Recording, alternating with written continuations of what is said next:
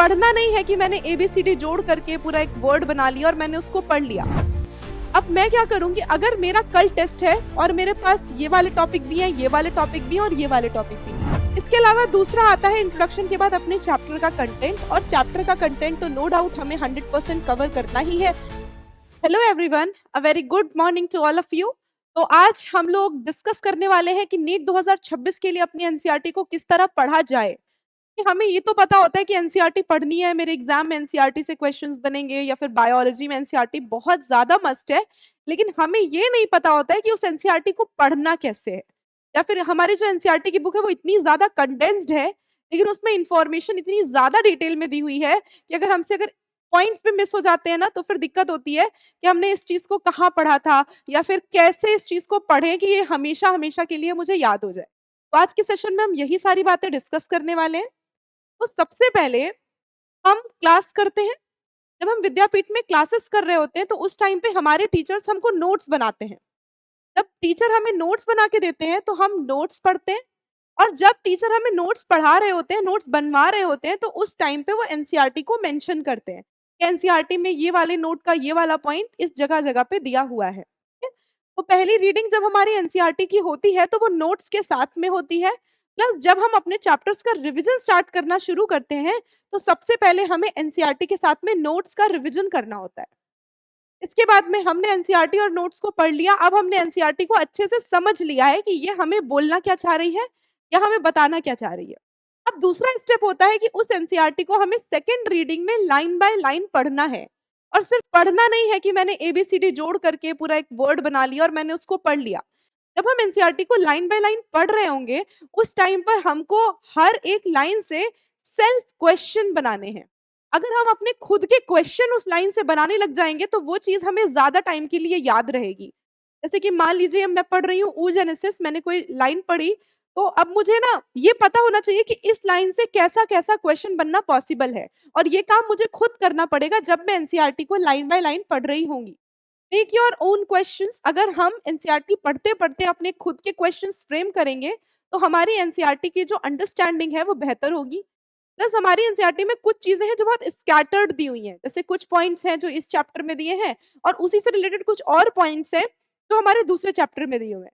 तो जब स्टूडेंट्स अपनी एनसीईआरटी पढ़ रहे होते हैं या फिर टीचर के साथ नोट्स बना रहे होते हैं, तो उस टाइम पे एनसीईआरटी में हमारी स्पेसेस बहुत दी हुई, उन स्पेसेस में जा करके हम वो सारे पॉइंट्स मेंशन कर सकते हैं जो या तो हमारे कंटेंट के लिए एक्स्ट्रा है या फिर उनका जिक्र किसी दूसरे चैप्टर में किया गया है। तो इस तरह से क्या होता है, हमारा थोड़ा बहुत नॉलेज जो है वो इम्प्रूव हो जाता है। इसके बाद में जैसे जैसे हमारा सिलेबस फिनिश होता जाता है तो हमें पता होता है कि इस फॉलोइंग चैप्टर में या फिर इस फॉलोइंग सब्जेक्ट में हमारे कुछ चैप्टर होंगे जो बहुत इजी लगते होंगे मुझे। मतलब उन चैप्टर्स का ये है कि मैंने उनको एक दो बार पढ़ा हुआ है, अगर उसका टेस्ट अभी भी हो जाता है तो अभी भी मुझे चीजें आती हैं और मेरे लिए वो चैप्टर इजी हैं। कुछ चैप्टर्स होंगे जिनके लिए मेरा जो अप्रोच है वो थोड़ा मॉडरेट होगा कि हाँ आता भी है पर कहीं कहीं पे फंस जाते हैं। और कुछ चैप्टर्स होते हैं जो हमारे टफ में आते हैं, जैसे कि अगर जूलॉजी की ही बात करें तो बायोमोलिक्यूल बहुत सारे बच्चे हैं जिनको टफ लगता है। वहीं पे अगर हम ह्यूमन फिजियोलॉजी की बात करें, ह्यूमन फिजियोलॉजी तो बच्चों को इजी लगता है और ह्यूमन फिजियोलॉजी में बहुत सारे चैप्टर हैं। अब हम उनको अपने हिसाब से इजी, मॉडरेट और टफ में रख लेते हैं। जब हम चैप्टर्स को कैटेगराइज कर लेते हैं तो हमारा एक स्टेप हो जाता है कि अब मुझे पता है कि मुझे किस चैप्टर पे कितना फोकस करना है। अब मैं क्या करूंगी, अगर मेरा कल टेस्ट है और मेरे पास ये वाले टॉपिक भी हैं, ये वाले टॉपिक भी हैं और ये वाले टॉपिक भी हैं, तो मैं सबसे पहले अपने इजी चैप्टर्स को रिवाइज कर लूंगी ताकि मैं अपने मार्क्स को सिक्योर कर लूं। कुछ अमाउंट ऑफ मार्क्स मैंने सिक्योर कर लिए। अब उसके बाद में जो बचे हुए चैप्टर्स हैं, अगर मेरे पास टाइम बचेगा तो I will go for the moderate ones, and then if I have more time left then I will go for the tough ones. तो हमारे पास में कुछ एक स्पेसिफिक टाइम हो जाएगा और हमें पता है कि मेरा कौन सा टॉपिक है जो वीक है, कौन सा टॉपिक है जो मेरे को बहुत अच्छे से आता है, मैं स्ट्रांग हूँ। उस हिसाब से मैं अपनी चीजों को, मैं अपनी स्टडीज को अलग अलग पार्ट्स में डिवाइड कर सकती हूँ और अपने रिविजन को प्लान कर सकती हूँ अगर मुझे मेरे टॉपिक्स पता है। जैसे मान लीजिए मेरे को कोई टॉपिक है फिजिक्स में जो इजी लगता है और बायो में मुझे कोई टॉपिक है जो टफ लगता है, तो मैं फिजिक्स का इजी और बायो का टफ टॉपिक एक साथ मिक्स कर सकती हूँ और उनको एक दिन के स्टडी प्लान में इंक्लूड कर सकती हूँ। इसके अलावा मान लीजिए मेरा कोई टॉपिक है जो बायो का ईज़ी है और फिज़िक्स का कोई टॉपिक है या केमिस्ट्री का कोई टॉपिक है जो टफ है, तो मैं क्या करूँगी, मैं उस टॉपिक को, अपने टफ टॉपिक को अपने ईज़ी बायो के टॉपिक के साथ मिक्स करके 1 दिन का पूरा शेड्यूल प्लान कर सकती हूँ।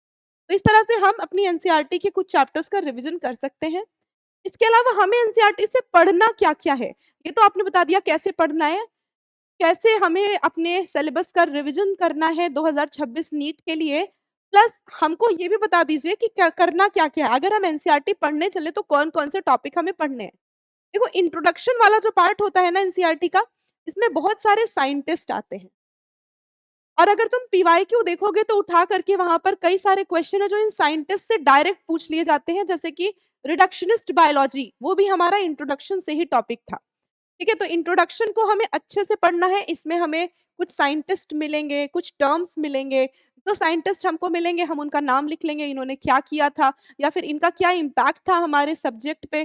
कुछ टर्म्स मिलेंगे जैसे कि मैंने अभी बताया रिडक्शनिस्ट बायोलॉजी क्या होती है, तो ये सारी चीज़ें हमको इंट्रोडक्शन में मिल जाएँगी। हमें जहाँ पर ये चीज़ें दिखेंगी हम उनको या तो वहीं पे मार्क कर लेंगे या फिर कहीं अलग से जो स्पेस है एनसीईआरटी की उसमें लिख लेंगे।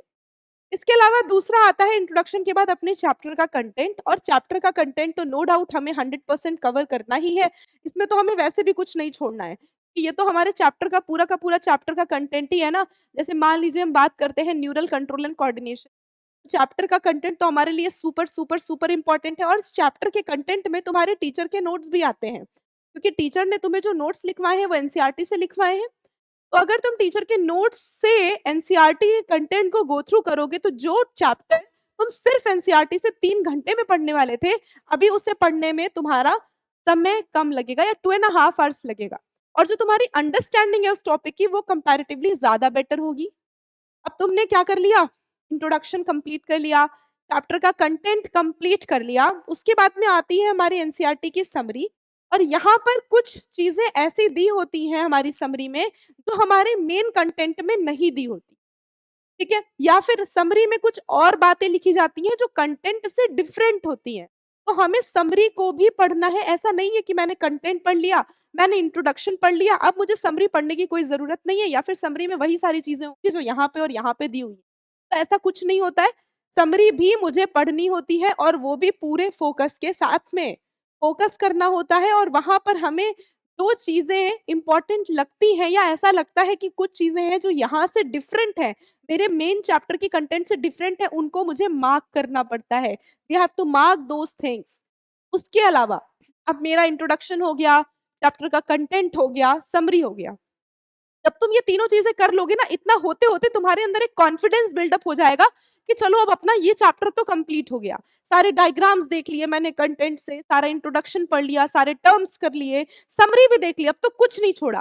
अब उसके बाद में एक छोटा-सा टॉपिक होता है हमारी एनसीईआरटी का क्वेश्चन आंसर का। वो बिल्कुल नहीं छोड़ना है, क्योंकि यहाँ पर क्या होते हैं, कुछ क्वेश्चंस ऐसे होते हैं जो हमारे मेन कंटेंट से अलग होते हैं। सम क्वेश्चंस आर डिफरेंट, जैसे कि अभी हम नीट 2025 वाले पेपर में देख लें तो फ्रेटर्नल ट्विन्स के बारे में पूछा गया था। मोनोज़ाइगोटिक ट्विन और डायज़ाइगोटिक ट्विन के बारे में पूछा गया था। तो उसका ज़िक्र हमारी एनसीईआरटी ने अपने कंटेंट में नहीं किया था, लेकिन उसका ज़िक्र इसने अपने क्वेश्चन आंसर्स में किया हुआ था। यानी कि हमें कुल मिला के जो पूरा पेपर मिलता है वो एनसीईआरटी से ही मिलता है। बट हो सकता है कुछ बातें हो जो इन्होंने अपने चैप्टर के कंटेंट में ना बोली हो और क्वेश्चन आंसर में उसका ज़िक्र किया हो। तो हमें करना क्या है? हमें ये सारी चारों चीज़ें एक साथ में कंप्लीट करनी है। जब मैं ये चारों चीज़ें कंप्लीट कर लेती हूँ, उसके बाद में अब मुझे पता है कि मेरा एक चैप्टर तैयार हो चुका है। तो ये क्राइटेरिया होता है एनसीईआरटी को पढ़ने का। ये स्टार्ट होती है इंट्रोडक्शन से, खत्म होती है क्वेश्चन आंसर पे। और अगर क्वेश्चन आंसर में कोई क्वेश्चन ऐसा फँसता है जो टॉपिक के कंटेंट में नहीं है, तो तुम्हारी एनसीईआरटी में इतनी सारी स्पेस दी हुई है चारों तरफ से, कहीं पर भी उसको मेंशन करना होगा। ठीक है? ये तरीका होता है, that's the whole way to read NCERT and specially for NEET 2026 because we are expecting a paper जहाँ पर हमें चीज़ें क्वेश्चन आंसर से देखने को मिलेंगी। अब हमारा जो क्वेश्चन पेपर है वो सिर्फ चैप्टर के कंटेंट तक लिमिटेड नहीं होता है। We also take our question from introduction, from question answer and also from summary. Okay? I hope you guys understand it. And if you have any more issues, please do ask in the comment section. Thank you so much. Have a nice day.